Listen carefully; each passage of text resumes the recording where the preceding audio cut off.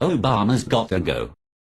What is important about this article is the reality of the awakening giant in conservative silent majority of the United States of America has buying power, and it is now beginning to make decisions based with that buying power.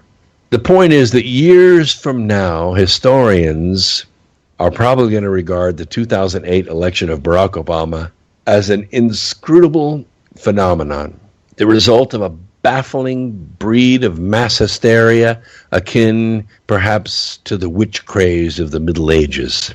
But honestly, did they really have a choice? I mean, you're running a young, charismatic speaker against a practically dead senator who I've personally spoke on a venue with back in 1996. He is dry as overcooked toast. He has no charisma whatsoever and cannot speak worth a darn. How he became senator from Arizona, I have no idea. Unless he just told that story about him hanging from his thumbs in the Hanoi Hilton so many times that we had to elect him.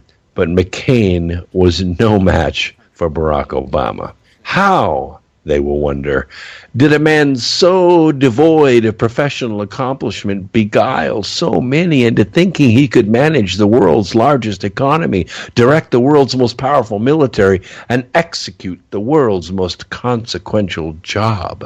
Imagine a future historian examining Obama's pre-presidential life, ushered into and through the Ivy League, despite unremarkable grades and test scores along the way, a cushy non-job as a community organizer, a brief career as a state legislator devoid of legislative achievement, and in fact nearly devoid of his attention. Less often did he vote present. And finally, an unaccomplished single term in the United States Senate, the entirety of which was devoted to his presidential ambitions. He didn't do anything senatorial.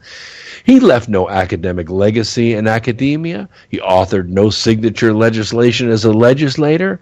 And then there is the matter of his troubling associations. The white-hating, America-loathing preacher who for decades served as Obama's spiritual mentor, a real-life, actual terrorist who served as Obama's colleague and political sponsor. It is easy to imagine a future historian looking at it all and asking, how on freaking earth was such a man elected president? There's no evidence that he ever attended or worked for any university or that he ever sat for the Illinois bar. We have no documentation for any of his claims. He may well be the greatest hoax in history. Not content to wait for history, the incomparable Norman Podhoretz addressed the question recently in the Wall Street Journal. Now, to be sure, no white candidate who had close associations with an outspoken hater of America like Jeremiah Wright and an unprecedented terrorist like Bill Ayers would have lasted a single day. No. But because Mr. Obama was black, and therefore entitled in the eyes of liberal Dom to have hung out with protesters against various American injustices, even if they were a bit extreme, he was given a pass. Let that sink in for a moment.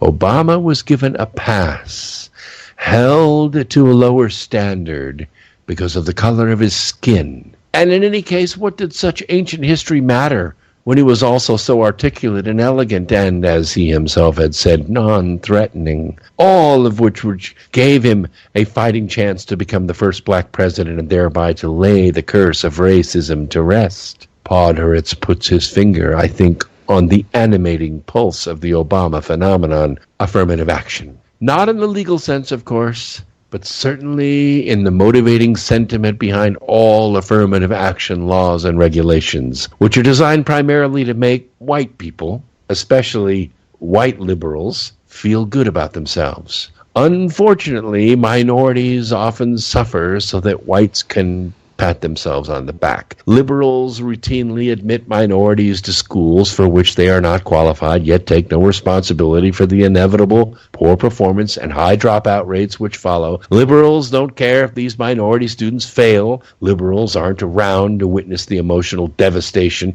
and deflated self-esteem that results from the racist policy that is affirmative action. Yes, you heard me right, racist. Holding someone to a separate standard merely because of the color of his skin, that's affirmative action in a nutshell. And if that isn't racism, then nothing is. And that is what America did to Obama. True, Obama himself was never troubled by his lack of achievements. But why would he be?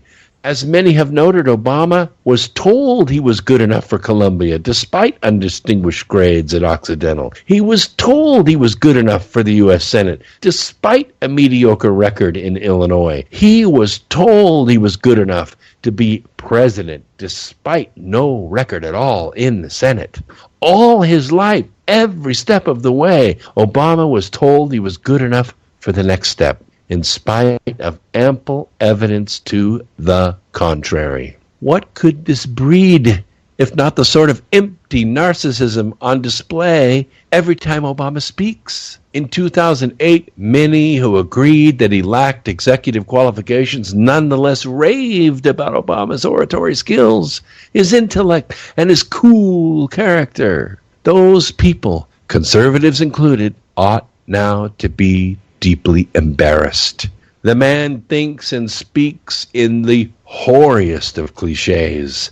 And that's when he has his teleprompters in front of him. When the prompter is absent, the guy can barely speak or think at all. Not one original idea has ever issued from his mouth. It's all warmed over Marxism of the kind that has failed over and over again for more than 100 years. A perfect example is his 2012 campaign speeches, which are almost word for word his 2008 speeches.